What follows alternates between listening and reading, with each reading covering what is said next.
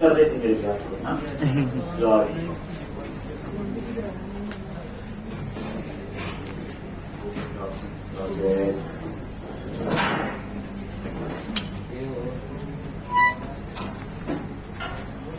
तो हम लोगों ने अभी तक मॉडल बनाया था, मॉडल के बाद जेनेरिक रिपोजिटरी बनाई थी और उसके बाद हम लोग स्पेसिफिक टेबल की रिपोजिटरी बना रहे। क्या बना रहे थे? स्पेसिफिक टेबल की रिपोजिटरी। ठीक यहीं पे थे। तो जितना मैंने करवाया लिख के देख लिया थी आप लोगों ने? लिख तो लिया ना, और बहुत सही। चलो हम लोग यहाँ पे थे, मैं सारा क्लोज कर रहा हूं। ये एक बार देखो, यहाँ पे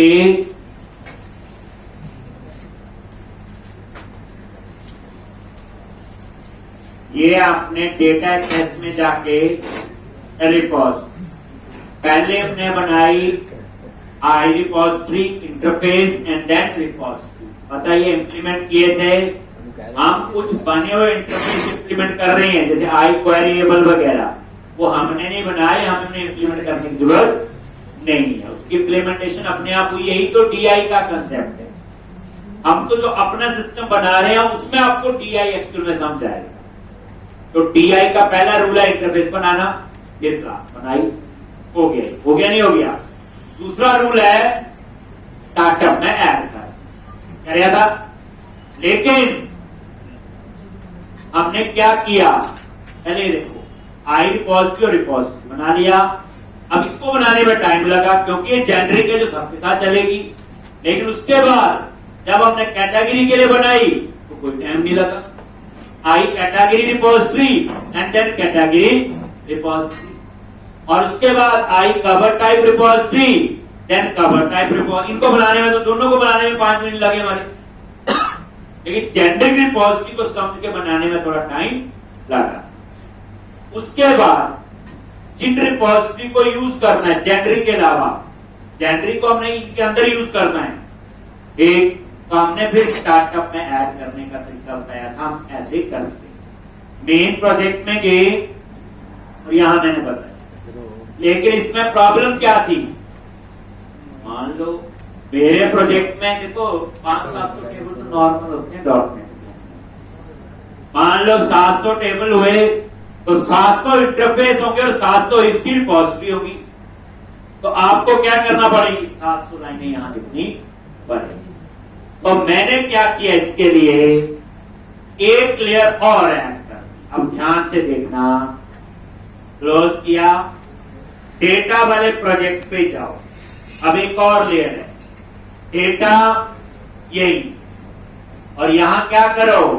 आई रिपोजिटरी के अंदर एक फोल्डर में गए और यहां एक बनाएंगे एक और इंटरफेस जिसका नाम मैं रख रहा हूं आई यूनिट ऑफ वर्क। यानी उस सारे को एक्सेस करने के लिए हम एक अलग से एक रिपोजिटरी बनाने जा रहे हैं। तो आई रिपोजिटरी पे राइट क्लिक करो, ऐड क्लास, और यहां चूज करो इंटरफेस और इसका नाम रख लो I unit of work. I unit of work, ये इंटरफेस है, एक आई यूनिट ऑफ वर्क आ गया जी। आई रिपोजिटरी में जिसके आगे आई लगाया तो आई रिपोजिटरी में बनाना है, ठीक। और यहां पे क्या लिखोगे?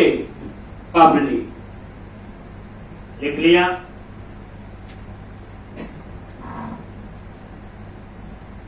एक यहां पे क्या लिखोगे? पब्लिक, पब्लिक इंटरफेस और आई यूनिट ऑफ वर्क। क्लियर है? एक अब यहां पे क्या करना है? एक तो जितनी भी रिपोजिटरी बनाई है, बनाएंगे तो दो बनाएंगे, दो ही बनाएंगे। आई रिपोजिटरी, रिपोजिटरी कैंडिडेट रिपोजिटरी सबके साथ चलेगी। दो मॉडल थे तो दो रिपोजिटरी बनी, आई कैटेगरी और आई कवर टाइप और कवर टाइप और कैरेक्टर। अब यहां का स्ट्रक्चर कैसा बनाना मैंने अब हम वो देखेंगे। तो सबसे पहले क्या करो, यहां पे read only I category repository, और ये इस टाइप का आपने वेरिएबल प्रॉपर्टी बना ली, और ये प्रॉपर्टी होगी आपकी रीड ओनली। एक आई कैटेगरी रिपोजिटरी और प्रॉपर्टी का नाम मैंने कैटेगरी रखा। एक इसी तरह से एक और दूसरी कौन सी थी, कवर टाइप रिपोजिटरी, और यहां कवर टाइप। रीड ओनली पता है, कैट का मतलब क्या होता है कि ये रीड ओनली प्रॉपर्टी है, इसमें मैं राइट नहीं कर सकता। तो अभी मेरे पास दो रिपोजिटरी थी, उसके लिए दो प्रॉपर्टी बना दी। आप बोलोगे इसके आगे आपने कुछ पब्लिक कुछ नहीं लिखा, तो याद रखना इंटरफेस पब्लिक है तो उसके मेंबर भी पब्लिक होंगे, आपको पब्लिक आगे लिखने की जरूरत नहीं।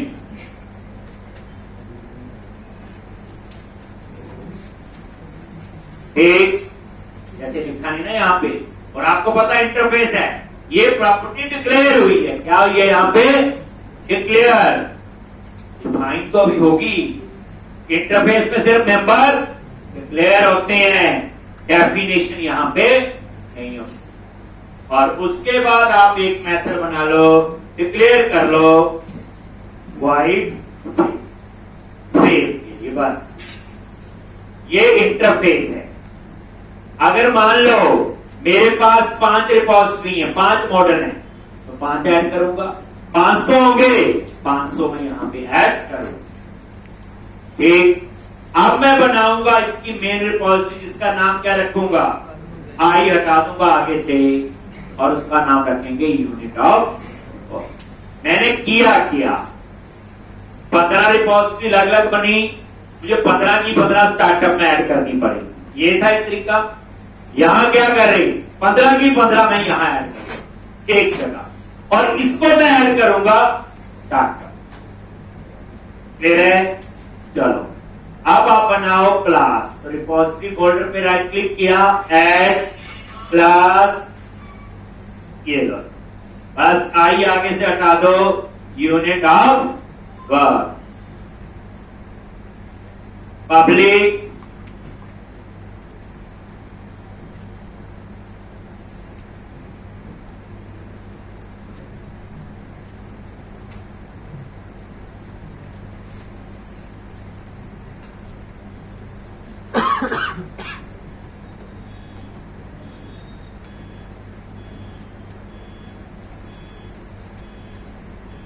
एक, और यहां पे क्या करो, आई यूनिट ऑफ वर्क, इसको ऐड,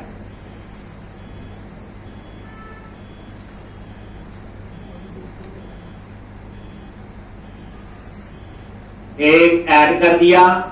ये इंटरफेस जो इसका बनाया था इम्प्लीमेंट, पहले इसका नेम स्पेस ऐड करो, कर दिया, और इसमें एक ही ये देखो इम्प्लीमेंट इंटरफेस अभी बनाया, और ये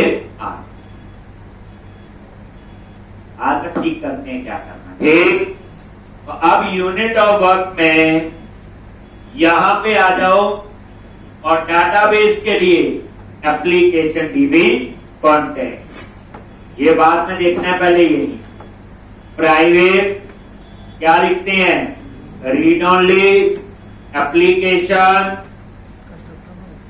dB contact,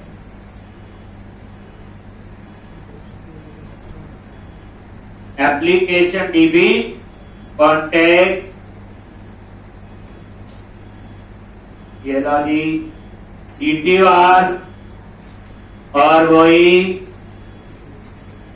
application dB contact, और यहां पे कॉन्टेक्ट इज इक्वल टू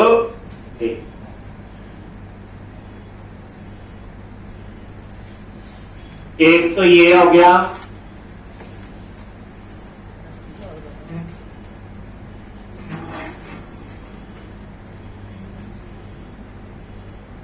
और यहां पे सबसे पहले ये सेव मेथड जो है इसको बना देते हैं, प्रॉपर्टीज बाद में देखते हैं। ये सेव मेथड क्या लिखना होता, ये हमने अभी तक कहीं नहीं लिखा, नहीं लिखा ना, कॉन्टेक्स्ट डॉट सेव। ये रिपॉजिटरी पैटर्न पहली बात नहीं है ना, बताया। अब हम प्रोजेक्ट ही बनाते हैं, अभी तो ASP.NET कोर, MVC कोर वगैरह में बना रहे। दूसरा प्रोजेक्ट बनेगा वेब API का, वहां भी रिपॉजिटरी पैटर्न चलेगा।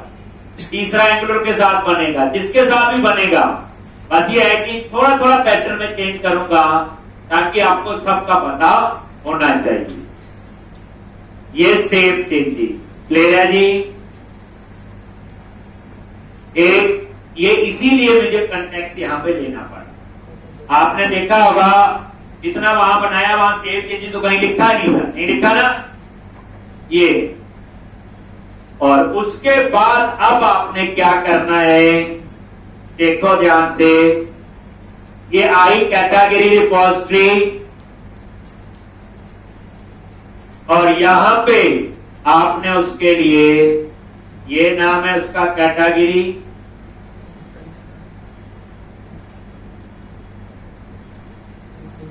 एक, और यहां पे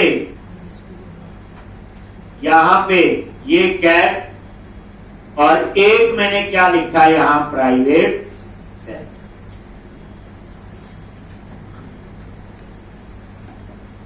तेरा जी बताता हूं, ये नई चीज आपको, ये कवर टाइप में भी ऐसे करो।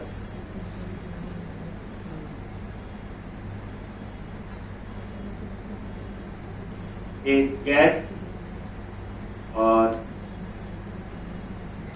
प्राइवेट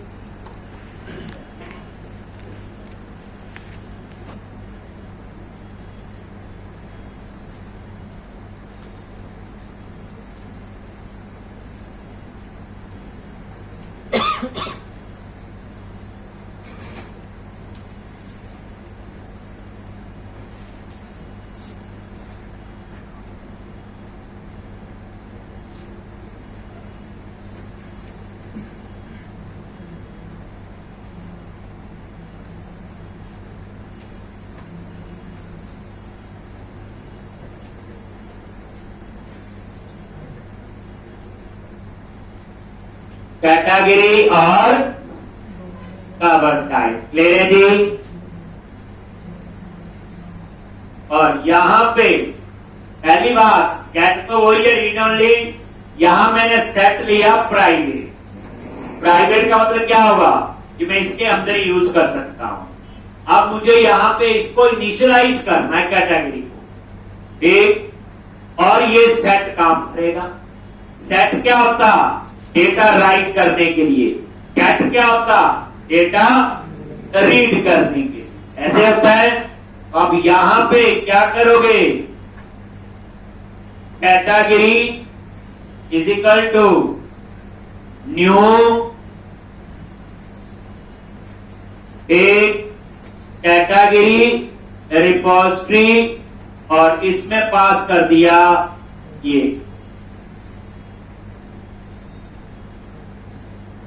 बस, ये देखो। और यहां पे cover type is equal to new cover type repository, और ये है। अब ये न्यू लिखा, न्यू का मतलब क्या हुआ, इनिशियलाइज हुआ, ऑब्जेक्ट बना एक किस्म से जो हम मानते हैं। तो ये न्यू तभी काम किया अगर आपने यहां प्राइवेट सेट बनाया था, इसको पब्लिक नहीं रखा। अब इसके बाद आगे हम लोग इसका ऑब्जेक्ट जो यूज करेगा वो नहीं बना सकते, इसीलिए मैंने इसको राइट ओनली लिया। सेट होता है राइट करना, गेट होता है रीड करना। सेट को प्राइवेट इसलिए बनाया ताकि मैं यहीं से राइट कर सकता हूं, लेकिन जो इसको यूज करेगा वो उसमें राइट नहीं कर सकता, पब्लिक थोड़ा बनाएगा। रीड हम कर सकते हैं, कैट, क्योंकि ये क्या होगा आपका पब्लिक। नई नई चीजें पता चलेगी। एक और ये देखो इनिशियलाइज किया ना बच्चे, इनिशियलाइज का मतलब क्या होगा, इस क्लास का ऑब्जेक्ट बनाया। तो जब आप उसमें डाटा राइट कर रहे हो तो सेट कॉल होता है। कौन सा कॉल होता है? Right set. जब रीड करते हैं तो गेट कॉल होता है। तो अब राइट कर रहे हैं, अगर मैं ये ना लिखूं तो राइट नहीं कर सकते आप यहां, इसीलिए मैंने इसको प्राइवेट बना दिया। प्राइवेट इसलिए क्योंकि अंदर यूज कर। ठीक, अब मान लो बस आपके प्रोजेक्ट में 15 मॉडल है, आप 15 रिपोजिटरी बना चुके हैं। तो आपने पहले क्या करना, आई यूनिट वर्क में जाना और ऐसे 15 प्रॉपर्टीज यहां पे बना देंगे, जैसे I product repository, I order header, कुछ भी नाम होंगे। उसके बाद ऐसे 15 की 15 लाइनें लिख देनी है आपने, सिर्फ रिपोजिटरी का नाम चेंज होगा। उसके बाद यूनिट ऑफ वर्क में जाना है और वहां जाके आपने ये सेव का कोड, ये तो सेव ही रहेगा सब में, यहां पे ये आपने ऐड कर देना उसमें प्राइवेट से, इसमें भी किया। और उसके बाद उन दोनों को, जैसे 15 लाइनें होंगी और ये भी 15 होंगी। एक तरीका वही सेव चलेगा आपका। एक अब चाहे 500 रिपोजिटरी बनी है, ये वाली 500 लाइनें लिखने पड़ेंगी नहीं, और ये वाली भी 500 बार लिखना पड़ेगा। असली पता चलेगा तब यूज होगा। अभी तो मैं जितना बड़ी जोर से समझाता रहा हूं, जितनी मर्जी बार बोलो, अभी तो सिर्फ ये है कि मैं बोल रहा हूं आप सुन रहे।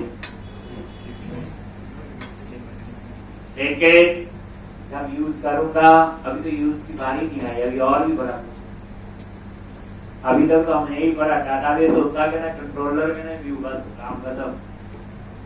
यही होता है। एक अब तो कई कुछ हो गया। आपका कैसे काम कर रहा है ये बोलो,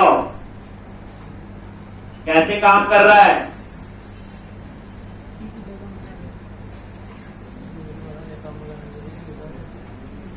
देखो यहां पे ये कैटेगरी रिपोजिटरी है, तो यहीं से चलती है। F12 प्रेस करो, क्या करो? F12, वो यहां आ गया तो सीधा कहां आ गया? Category repository. अब ये कैटेगरी रिपोजिटरी में इनहेरिट हुई है क्या? रिपोजिटरी।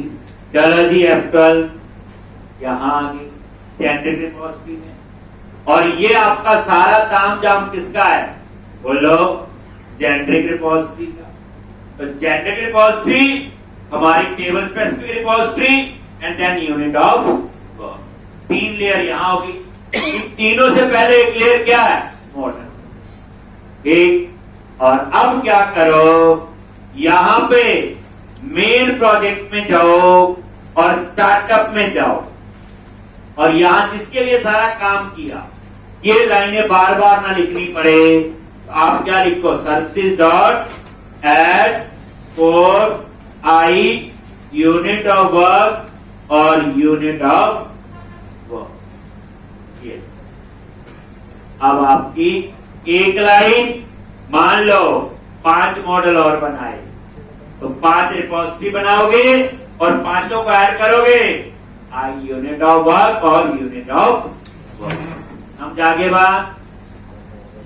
लो, नहीं तो सारी यहां ऐड करनी पड़ती। फिर है तभी उसका नाम रखा यूनिट ऑफ वर्क। कि मान लो 100 रिपोजिटरी है, 100 को इंस्टेड ऑफ स्टार्टअप में ऐड करने की बजाय यूनिट ऑफ वर्क में ऐड कर दी, और यहां यूनिट ऑफ वर्क की रिपोजिटरी ऐड। चले आगे, चलो यहां कोड लिखा है, एक बार रन करके देख लेते हैं क्या बता, कोई एरर ना हो, कोई चीज भूल ही ना गई हो। लो रन करके देखते हैं। आसान है, सिंपल है। अब इसके अंदर बहुत चीजें आएंगी जो आपको प्रैक्टिकली पता होगी, रात नहीं होगी, वो सब इम्प्लीमेंट हम लोग यहाँ पे एक एक स्टेप करके करेंगे। लेकिन वही बात है, प्रोजेक्ट क्या है, टॉपिक क्या है, इस पे नहीं फोकस होना चाहिए। फोकस सिर्फ इस पे प्रोजेक्ट बनता कैसे। अब आपको जो जेनेरिक रिपोजिटरी बनाई वो इस प्रोजेक्ट के हिसाब से नहीं, सारे प्रोजेक्ट के हिसाब से आपको डिसाइड करना है कौन सा मॉडल यही होगा। कुछ सोचो, कोई कोड ऐसा लिखा नहीं, पहली बार लिख रहे हैं, नेक्स्ट टाइम तो पूरा कॉपी पेस्ट चलेगा दूसरे प्रोजेक्ट में, ज्यादा चेंजेस नहीं।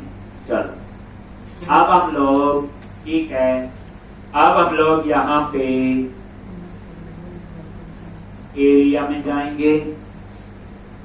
तो अब आप ये क्लोज करो और यहाँ पे ये आगे मेन प्रोजेक्ट एरिया।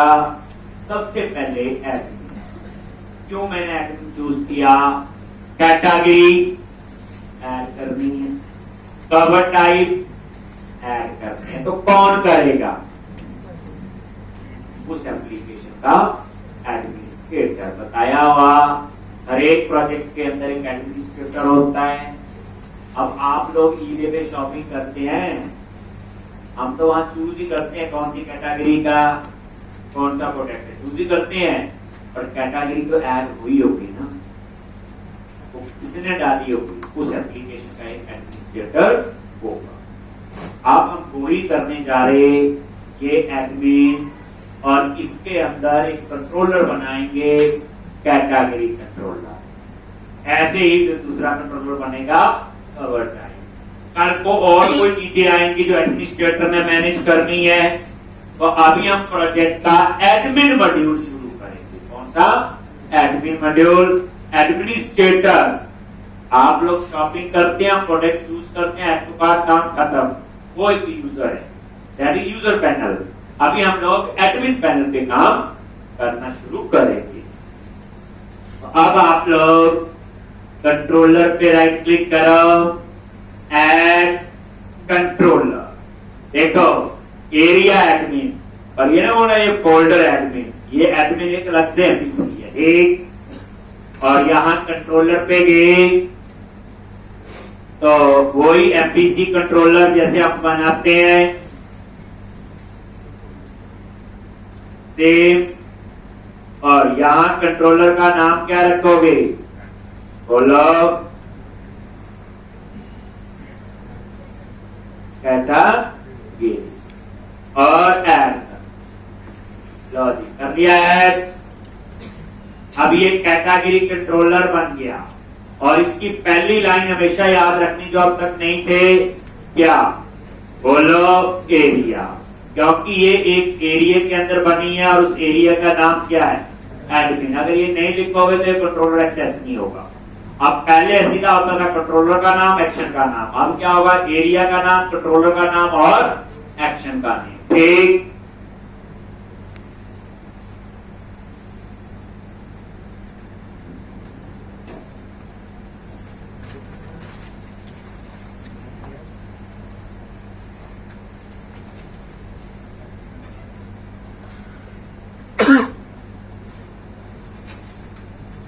एडमिन, और ये क्लियर है जी। अब आपका इंडेक्स, अब यहां ध्यान से देखो क्या काम होने वाला है।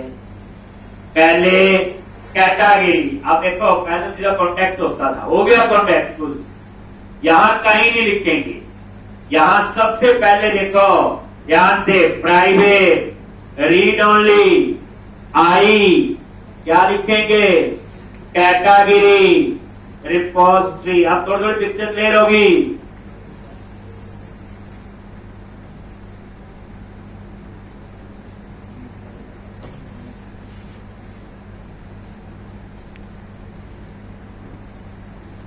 आई, और यहां पे कैटेगरी, रिपोजिटरी। अब DI देखना, इंटरफेस को कॉल किया ना मैंने, देखो ध्यान से, और अब इसके कंस्ट्रक्टर में जाओ, CTOR, और यहां क्या लिखोगे, आई, कैटेगरी रिपोजिटरी और कैटेगरी रिपोजिटरी, और यहां पे इसको इनिशियलाइज करो और 1 मिनट लगा के समझो। यही तो होता है EI के 3 स्टेप पहले क्लास इंटरफेस बनाया, स्टार्टअप में ऐड होना चाहिए और तीसरा स्टेप। अब आप देखो मैंने कैटेगरी क्लास का यहां कहीं ऑब्जेक्ट बनाया नहीं बनाया ना, यही तो है डिपेंडेंसी इंजेक्शन। हम इसमें ऑब्जेक्ट नहीं बनाते। कहां बनाया देखो ध्यान से, इंटरफेस कॉल कर रहे हैं। किसको कॉल कर रहे हैं? इंटरफेस। देख लो, और ये उसको इनिशियलाइज कर दिया आई कैटेगरी वाले को। बस तो यहां ये थोड़ी मैं application TV contact read on हो गया, काम का था वो लेयर हो गई। अब आपके प्रोजेक्ट में कंट्रोलर वाली लेयर ऐड होगी। कंट्रोलर से पहले यूनिट वर्क से पहले टेबल की रिपोजिटरी से पहले जेनेरिक रिपोजिटरी से पहले मॉडल। अपने पास पूरी डायग्राम बनाओ ये प्रोजेक्ट कैसे काम कर रहा है। एक हो गया जी। अब हम लोग बनाएंगे इंडेक्स का व्यू। इसका व्यू बनाएंगे इंडेक्स का। तो यहां पे राइट क्लिक किया, ऐड व्यू, ये लिख लिया।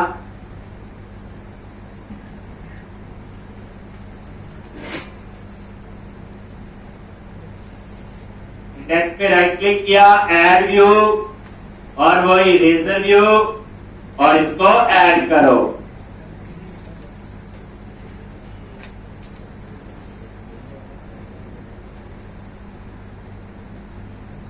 और यहां पे इंडेक्स और ऐड करो जैसे हम करते हैं। इंडेक्स ही नाम है लर्न। अब हम चाहते हैं इसको एक्सेस करने के लिए लिंक लगाएंगे लेआउट पे जाके। एक वहां ड्रॉप डाउन लिस्ट लगाएंगे एडमिन की चीजों के लिए अलग से।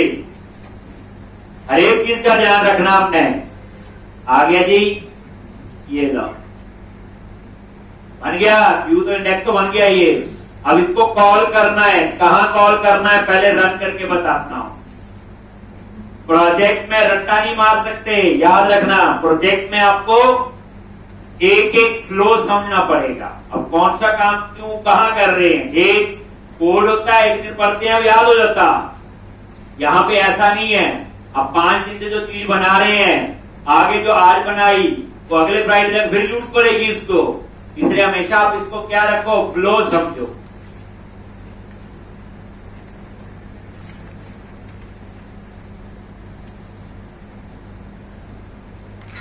रिकॉर्डिंग कहीं ओवरराइट ना हो जाए। साथ वाली ना मिले कहीं, साथ कर लेनी। जो बच्चा 3 बार एक से ज्यादा बार करेगा उसको एक एक लाइन की परफेक्शन होगी। ये बड़ा कुछ समझाएगा इंप्लीमेंट करने की, जितना मैंने भी नहीं बताया अभी तो बताया ही नहीं, अब तो लिख ही रहे हैं। अब हम चाहते हैं प्राइवेसी के साथ यहां पे एक ड्रॉप डाउन लिस्ट लगे और उसके अंदर हमने कुछ डेटा दिखाना है। क्लियर है जी। ये कहां पे आएगा पहले नजर मारो। कहां जाओगे बोलो। मेन प्रोजेक्ट में व्यूज, शेयर और लेआउट ढूंढ लोगे। और उसके बाद प्राइवेसी, यहां तक तो आपको पता है। प्राइवेसी के बाद कुछ काम जाम होगा यहां।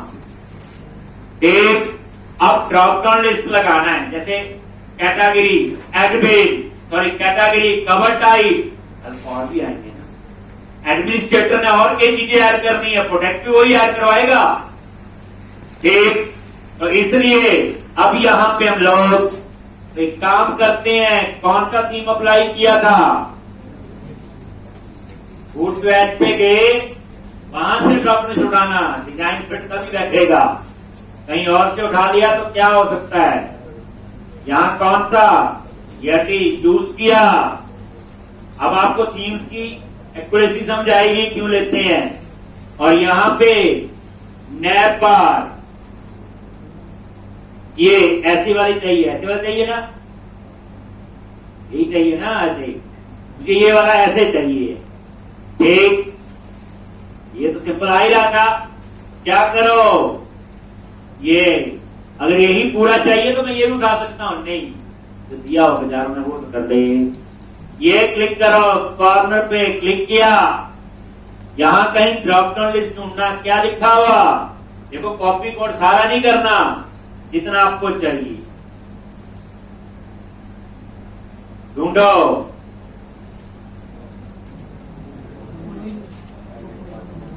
कौन से वाला है ये? एक यहां से भी ले सकते हैं और एक आप लोग एक बार देखते हैं फिट बैठता है, कुछ चेंज तो नहीं करना। ये LI उठा लो पूरा, यही है,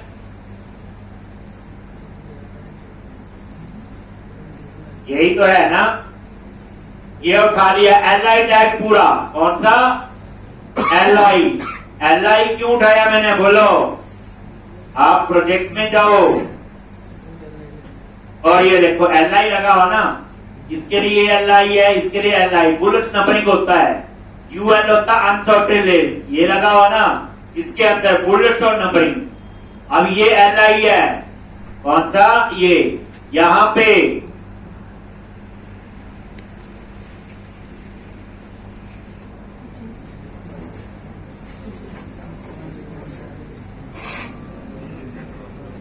ये आपने पेस्ट कर दिया। मुझे नहीं पता ये डिजाइन चलेगा, कॉपी मैंने वहां से कर लिया है एक, और अब यहां पे इसको रिफ्रेश करो,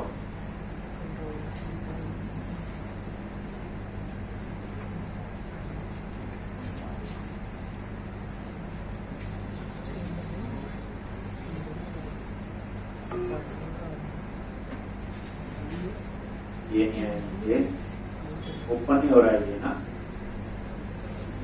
एक यहाँ पे नैब लिंक पर ड्रॉप डाउन लिस्ट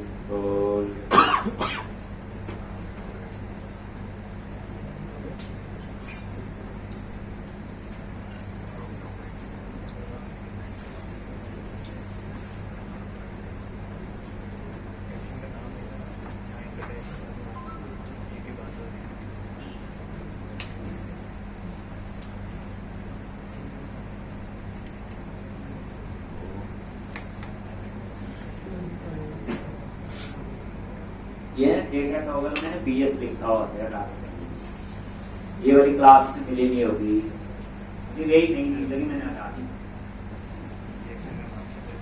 ये लिखा ना डाटा हाइफन टॉगल, पहले पता क्या लिखा होता है यहाँ ये तो वो सपोर्टेड नहीं होगी क्लास, जो भी होता है उसका मेरे ब्राउजर में सपोर्ट ना, आप में जल्दी ये पहले ना BS हटा समझ में आया।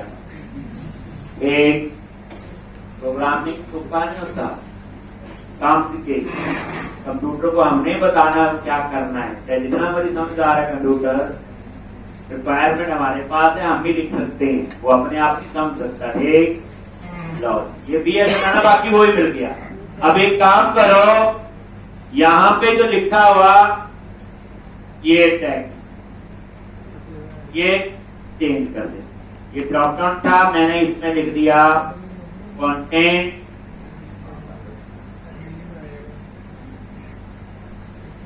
मैनेजमेंट, एक ताकि वहां लिखा आ जाए कंटेंट मैनेजमेंट, ड्रॉप डाउन तो लिखा देगी एक, आ गया ना। अब ये अच्छा वो एक, इसको तो कलर वाइट करना आया नहीं जाता, एक डैश एक्स्ट्रा लो। अब इसका ना टेक्स्ट भी चेंज कर दो, क्या चेंज कर दो? टेक्स्ट वाइट, इसका वाइट ये ना जैसे आ रहा है, वहां लिखना होगा, क्लास में लिखते हैं ना हम लोग, क्या लिखेंगे? टेक्स्ट हाइफन, थोड़ा वो तो करना ही पड़ेगा, तभी तो आप डेवलपर बन। एक लाल, अब आपका मेरे ख्याल से आ गया ये। अब ये देखो ठीक है, ये अब मैंने ये इसकी जगह कैटेगरी ले रहे जी। फिर ऐसे कवर टाइप ऐसे हम और बढ़ाते रहेंगे जितनी ऑप्शन आपको चाहिए। एक ये पहला होता है जो थीम लेते हैं ताकि डिजाइन बिल्कुल परफेक्ट मैच हो गया। कोई दूसरा होगा उसको थोड़ा बहुत फॉन्ट आगे पीछे हो सकता है। चलो अब आप लोग यही एक्शन आ रहा है, इस लाइन की जगह क्या लिखना होगा? लॉजिक, ये लाइन लिखना, एंकर टैग, एक क्लास। क्लास कौन सी लिखेंगे? ये वाली ड्रॉप डाउन दे दीजिए ना। अभी तो कमेंट बनाया जो ठीक भी कर सकता था, तो लगाना होता थोड़ा सा, तो आपने दिया हुआ हमें। ठीक ले रहा है बेरोजगार कहने का, ये वाली नहीं, ये वाली चलेगी ड्रॉप डाउन इसके साथ। तभी मैंने इसको बनाया, डिजाइन तो ही चाहिए सारा। अब उसके बाद ASP हाइफन एरिया, ये टैग हेल्पर है बताया हुआ। क्या ये सारे ASP के साथ टैग? एरिया क्या है? बोलो एडमिन। और उसके बाद ASP हाइफन कंट्रोलर, क्या है कंट्रोलर? बोलो कैटेगरी। और उसके बाद एक्शन, एक्शन क्या है? इंडेक्स। एक्शन क्या है? ASP हाइफन एक्शन क्या है? इंडेक्स। और उसके बाद टेक्स्ट दे दो, क्या दे दो? टेक्स्ट। क्या लिख दो? कैटेगरी। देखने वाली तो छोटी छोटी चीज होती है, प्रोजेक्ट में यही जैसी आती है ना, पहले उसको करो, चाहे वो आसान है। जो चीज नहीं आती उस पर बाद में जोर लगाओ। लिख लिया? अब देखने के लिए वहां कैटेगरी आया। मैं लिखना चाहता था टेक्स्ट का कोड पहले लिख सकता था, लेकिन वो पूरी लिंकिंग नहीं आती, वो तो कोड लिखी जा रहे हैं। मैंने क्यों सारा किया? कंट्रोलर बनाया, व्यू का बना दिया, व्यू को एक्सेस करने का बना दिया मैंने पहले। मैंने सीधा लिखना होता, मुझे पता डिस्प्ले का कोड है, वो लिख सकते थे। लेकिन एक आपको पूरी क्लैरिटी होती, ये चीज बना रहे हैं तो इसको कहां मैंने यूज करना है। इसलिए फ्लो का पूरा ध्यान रखना आपने। ये अब आप देखो यहां पे रिफ्रेश करो, कैटेगरी आए, ये लो जी आ गया। और ये काम भी करेगा नहीं। क्या बोल रहा है? राउटर टाइप कुछ और एरर आ गया। I repository, I category, repository, repository का दे रहा है। ओ सॉरी, ये ठीक है, यहां पे गलती हो गई। ये जो है इसको नहीं एक्सेस करेंगे, ये तो हम लोग एक लेयर पीछे की एक्सेस करनी शुरू कर दी। और ये तब काम करेगी अगर मैं इसे सीधा स्टार्टअप में ऐड करूंगा। यहां आप चेंज करो। हम तो इसके बाद एक लेयर और बना चुके हैं, क्या? Unit of work. ये चाहिए,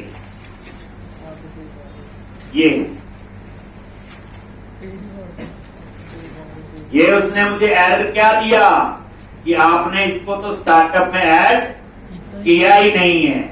स्टार्टअप में तो ऐड किसको किया हुआ? यूनिट ऑफ वर्क को। यानी कि ये और इजी हो गया। अब तो रिपोजिटरी का नाम भी याद रखने की जरूरत नहीं है ना, यही लिखना। कवर टाइप में भी यही चलेगी सब में, क्योंकि हम इसके अंदर कवर टाइप कैटेगरी को यूज कर रहे हैं। अब आप देखो वो डिजाइन वहां पे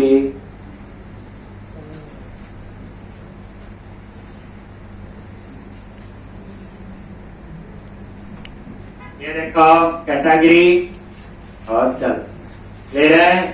अब अब ये डिजाइन बाद में, पहले ये लिख लो जो मैंने चाहिए, समझाया ना क्यों? अगर मैं यूनिट वर्क नहीं बनाता और जैसे कल लिखा था स्टार्टअप में ऐड करता तो वो चल जाता, DI तो वही तो है।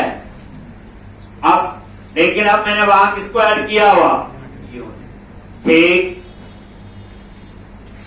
आई यूनिट ऑफ वर्क। अब आपने क्या करना आगे बोलो?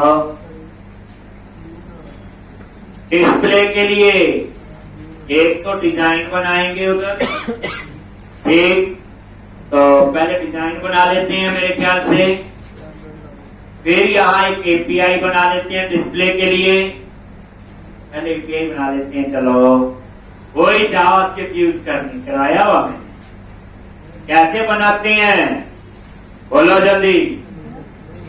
H बताया था कोड की ग्रुपिंग के लिए, रीजन और S,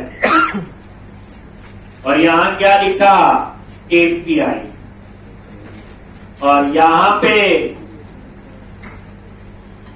क्या लिखना आपने?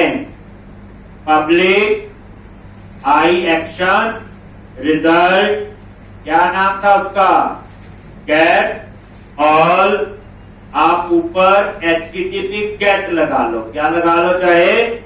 HTTP get. ये किसके लिए है बोलो? डिस्प्ले के लिए, ठीक। और यहां क्या रिटर्न करवाना है? API पता क्यों? हमने जावास्क्रिप्ट के थ्रू डाटा टेबल यूज करना है, सॉर्टिंग, फिल्ट्रेशन, नेविगेशन करवाया हुआ मैं, और दूसरी बार वो कोड यूज करने जा रहे हैं, ठीक। कैट लिखने का ये फायदा है, मुझे जावास्क्रिप्ट में जाके कैट लिखने की जरूरत नहीं पड़ेगी, ठीक। अब यहां पे क्या लिखना है? इसको कॉल करना, बताओ। हमें कैटेगरी टेबल से डाटा लिस्ट करवाना है, तो मैंने लिख दिया वेयर कैटेगरी लिस्ट, और यहां पे ये देखना unit of work dot category, ये देखो unit of work dot category dot कौन सा था? Get all. अब गेट ऑल में कोई पैरामीटर नहीं, तो ये क्या करेगा? अरे क्योंकि वो 3 पैरामीटर दिए थे, उनमें लिखा हुआ कुछ ना दो नल, बन गए ऑप्शनल। एक ये क्या करेगा? सारी कैटेगरी उठाएगा। अब देखो यहां तक पहुंचा कैसे? ये देखो यूनिट ऑफ वर्क, ये है ना। अब यहां पे ये देख लो यूनिट ऑफ वर्क, ये यहां से F12 प्रेस किया, यहां आए, यहां से ये देखो कैटेगरी में पहुंचे, और यहां से आई रिपोजिटरी में पहुंचे, और यहां से गेट ऑल में पहुंचे। F12 आपको सही रास्ता दिखा सकता है। अगर F12 के अकॉर्डिंग आपकी समझ नहीं है तो इसके बाद आपको पूरा फ्लो में गड़बड़ी है। F12 पहले दिन सिखाया था मैंने, अब पता चल रहा है आपको। एक इंसान है, हम लोग कहां इतना याद रख सकते हैं, इसलिए F12 पे पूरा जोर। अब ये देखो ये गेट ऑल, जाने तो कुछ नहीं है, गेट ऑल पे राइट क्लिक करो, गो टू इम्प्लीमेंटेशन, सीधा चेक कर लो। और इस बार कोई पैरामीटर नहीं पास किया, तो ना ये चलेगा, ना ये चलेगा, ना ये चलेगा। इसका सिर्फ इतना कोड चलेगा, कोई टू लिस्ट वाला, ठीक। ये बाद में ब्रेक में लगाएंगे, जब मैं बीच में फिल्टर यूज करूंगा बताऊंगा, मल्टीपल टेबल यूज करेंगे, सारा कुछ आपको पता होगा जब जब इंप्लीमेंट करेंगे। कैसे पहुंचे पता चल गया? आप यहाँ आई यूनिट वर्क, मेरा सारा काम जहां यहीं से शुरू हुआ, इस पे F12 प्रेस किया, यहाँ आगे। इसकी क्लास ये है इंटरफेस, इस पे F12 प्रेस किया, यहाँ आगे। यहाँ पे ये देखो आई कैटेगरी रिपोजिटरी, F12 प्रेस किया, यहाँ आगे। आई कैटेगरी रिपोजिटरी में कहां से आ रहा है? ठीक, आई रिपोजिटरी से, ठीक। अगर इससे एक स्टेप पहले जाना चाहते हो तो वहां कैटेगरी मॉड्यूल में भी जा सकते हो आप लोग। लो जी, अब उसके बाद क्या करना है, JSN में डेटा कैसे रिटर्न, क्या लिखते हैं JSN एक, और यहां पे क्या लिखोगे, new curly bracket data is equal to, क्या लिखोगे, कैटेगरी।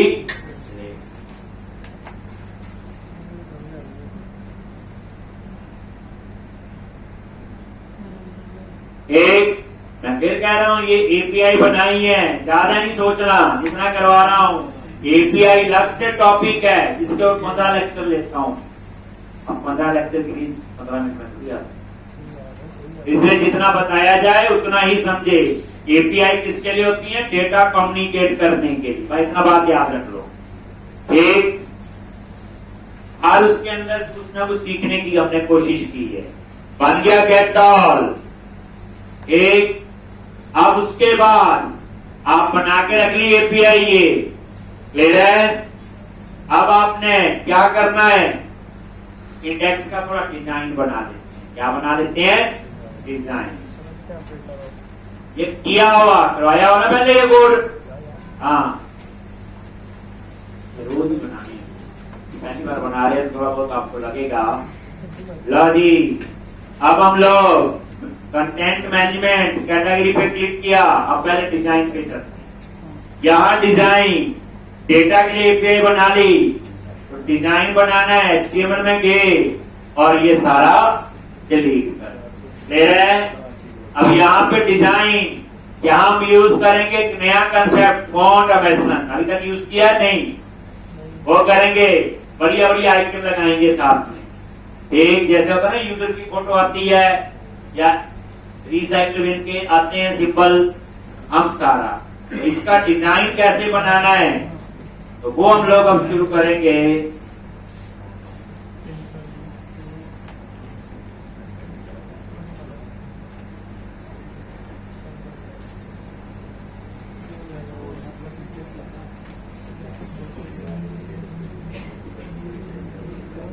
सबसे पहले वो एक खास चेंज नहीं है, डेव क्लास, और इसमें डाटा रो में आए। कैसे आए, और रो में। रो मतलब कितना होगा, बोलो 12 कॉलम, ठीक। उसमें से 9 कॉलम मैंने यूज कर लिए हेडिंग देने के लिए।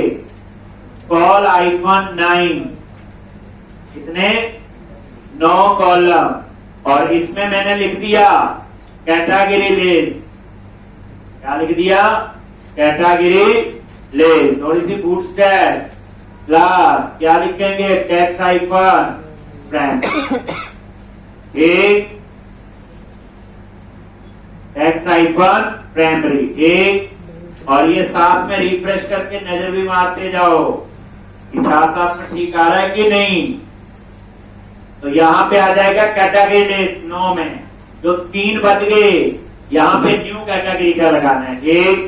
तो आपके ये आ गया, क्या करोगे, डेव क्लास ऑल आइकन 3 एक, और यहाँ पे एंकर टैग, और यहाँ पे ASP आइकन, क्या लिखोगे, एक्शन, और ये एक्शन दे दिया क्या, अपसर्ट। याद है, अपसर्ट बनाएंगे, पहले लिख रहा हूं मैं ये। और यहाँ पे क्लास, क्लास दे दी BTN आइकन, कोई भी हम यूज कर सकते हैं, इन्फो, BTN आइकन इन्फो एक। और उसके बाद ये लो जी, अगर हम लिख देते हैं यहाँ पे सिंपल न्यू कैटेगरी, एक तो ये है। अब ये डिजाइन आ गया आपका, सिंपल न्यू कैटेगरी के लिए बटन आ जाएगा लास्ट में, आ गया यहाँ पे एक। अब मैं चाहता हूं इसके आगे प्लस ऑपरेटर आ जाए, प्लस, तो उसके लिए फॉन्ट ऑटोमेशन ऐड किया हुआ, कहां ऐड किया हुआ, बोलो, लेआउट में आप नजर मारोगे तो यहाँ पे जो हमने रेफरेंस ऐड किए थे, कहाँ किए थे?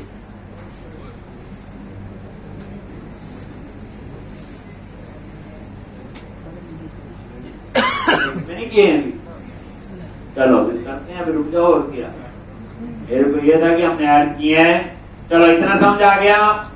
अब उसके बाद यहाँ पे वो डाटा टेबल याद है, वो रेफरेंस सारे आपने यहाँ पे डालने हैं। ठीक है जी, डाल सकते हैं ना, पता है आपको?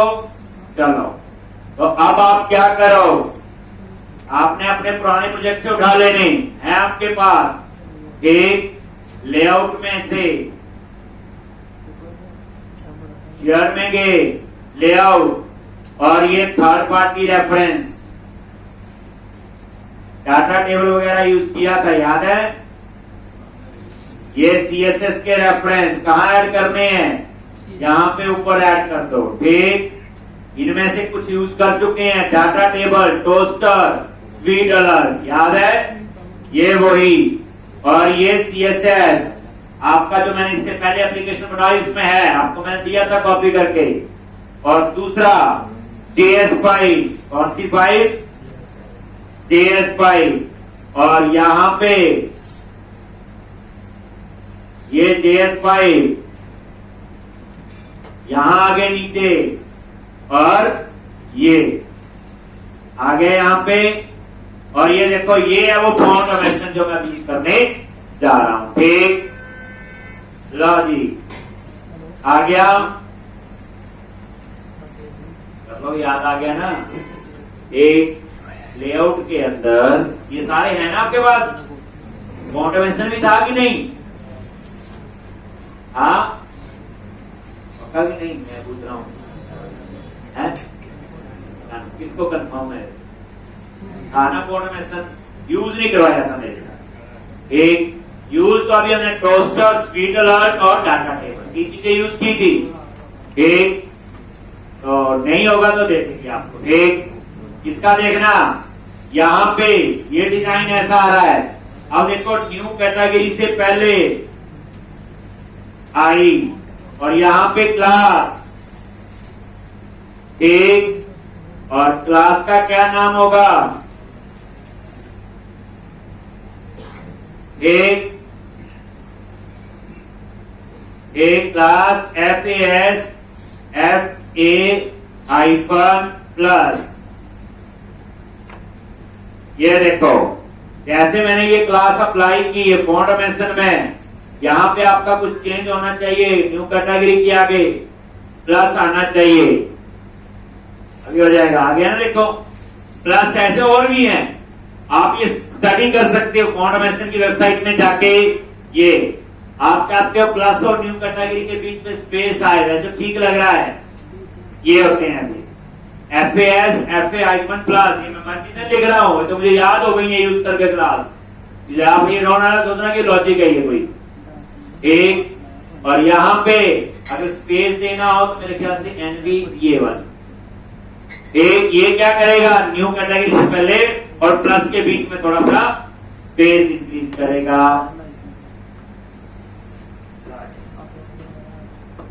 एक चीजें यूज होंगी, HTML, CSS, एक API, JavaScript, C#, MVC, area, repository, इन्हीं जाओ आप लोग।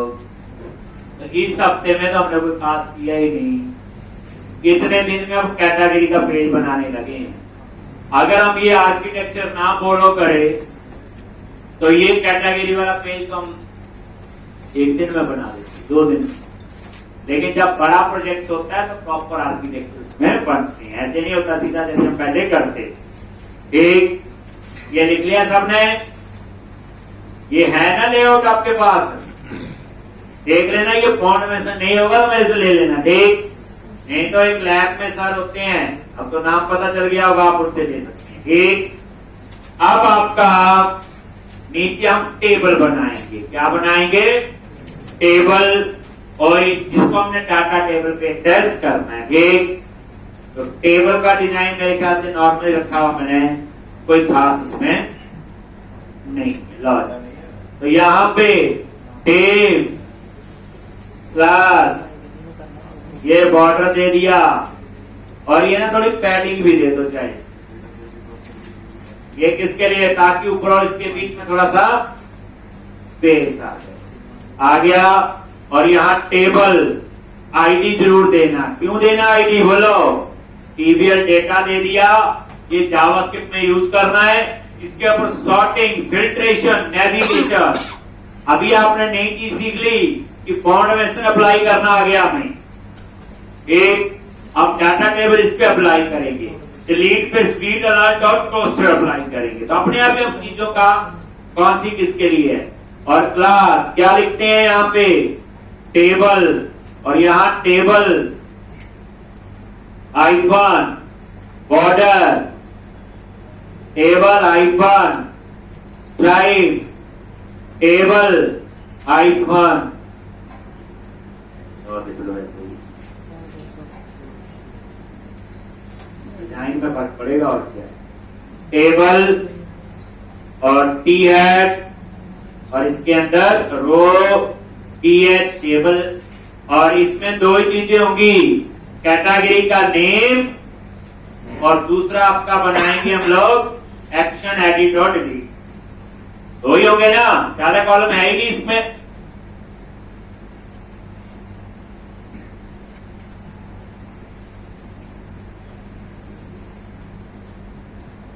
क्लियर है? ज्यादा कॉलम तो इसमें नहीं है। क्लियर है?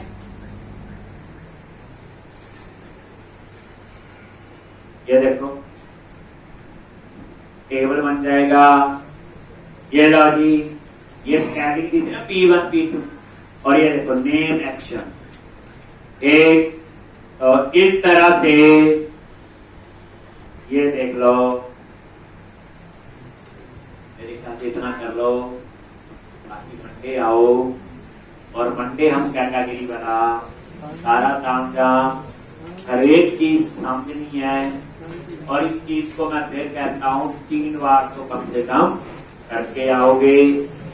मंडे जो है कोशिश है कैटेगरी वाला पूरा फ्लो खत्म होगा और फिर हम शुरू से एक बार इस फ्लो को फिर समझेंगे कि कैसे काम कर रहा है। फिर कवर टाइप का बनाएंगे तो आपको रिविजन हो जाएगी। फिर उसके बाद स्टोर प्रोसीजर वगैरह यूज करेंगे और भी बड़ा कुछ होगा इसके अंदर। कई चीजें मैंने सीखने के लिए भी ऐड की हुई।